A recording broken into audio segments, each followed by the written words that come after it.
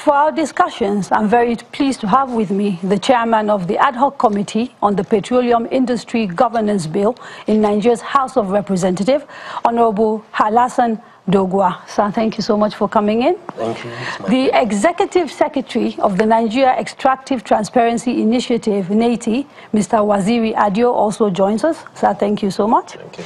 And also in the studio is Mr. Israel Aye, a lawyer specializing in the oil and gas sector, working with Primera Africa.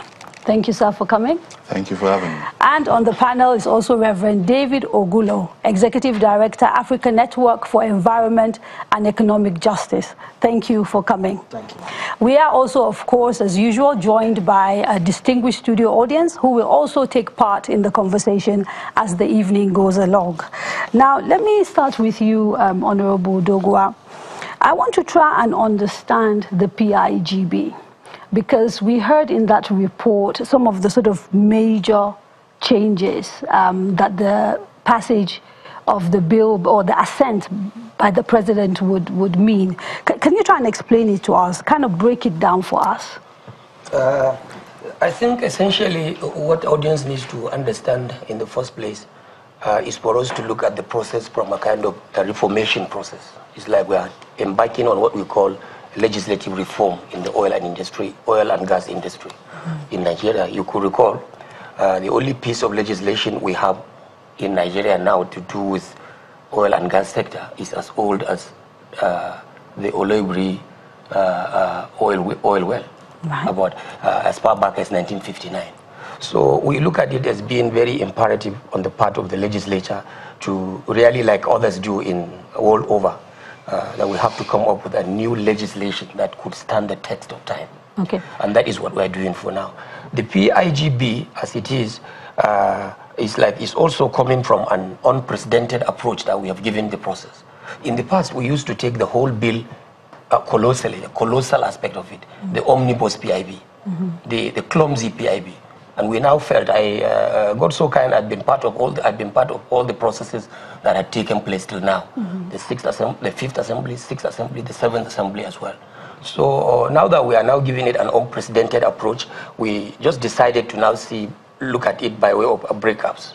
Okay. So we have broken it up to take the Petroleum Industry Governance Bill in the first place because we feel it provides what we call the institutional frameworks.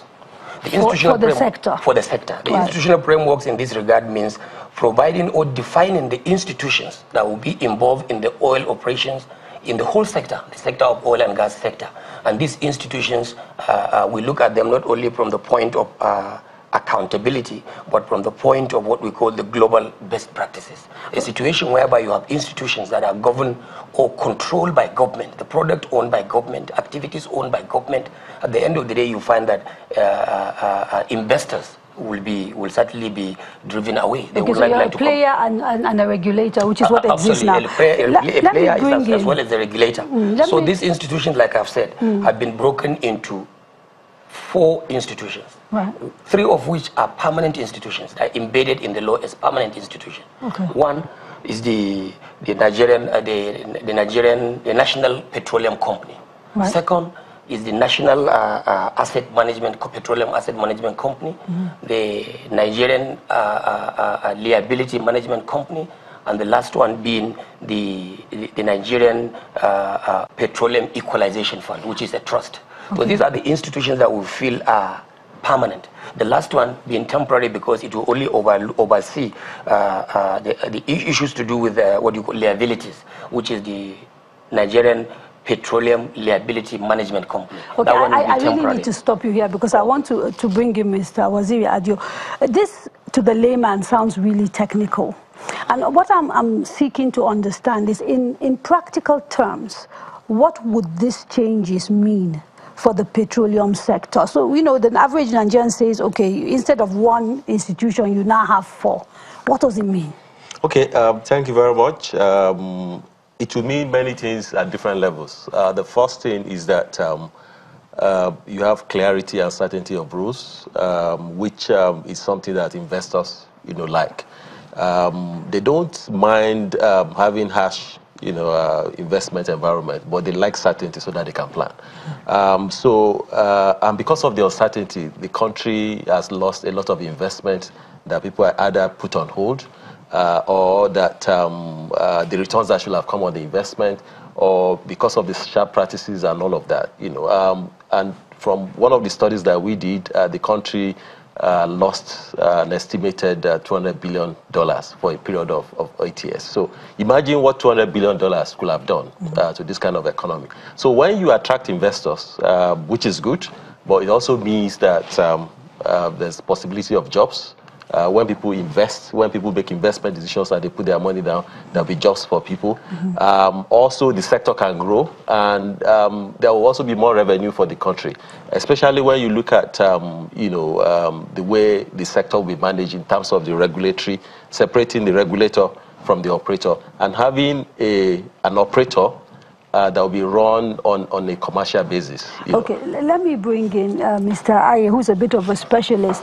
If today the president does what many advocates want him to do, and he signs this bill into law, immediately what are we going to see that is different about how we run the sector? Are we going to see NNPC collapsed immediately? What will happen?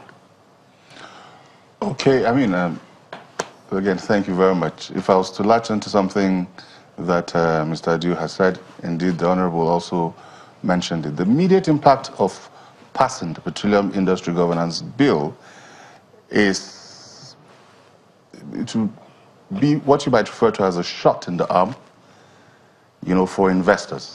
Why are we focusing so much on outsiders? Is this clamor to reform this sector only about people who are bringing their money to Nigeria, or is it to do with Nigerians? The reference to investors would mean both internal and external investors.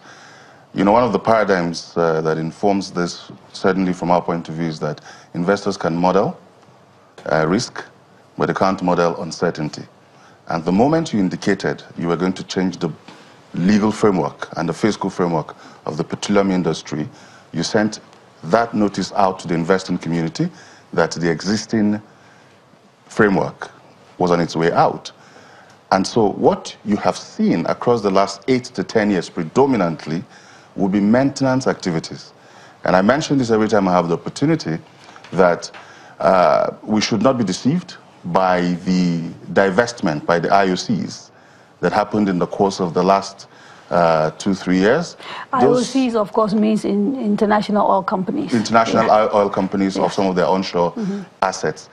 Those were mere musical chairs, if you permit me to use that word. Let me just stop you for a minute because I have to go for a quick break. When we come back, we'll take it from where we stopped. Sure. Don't go away. Stay with us.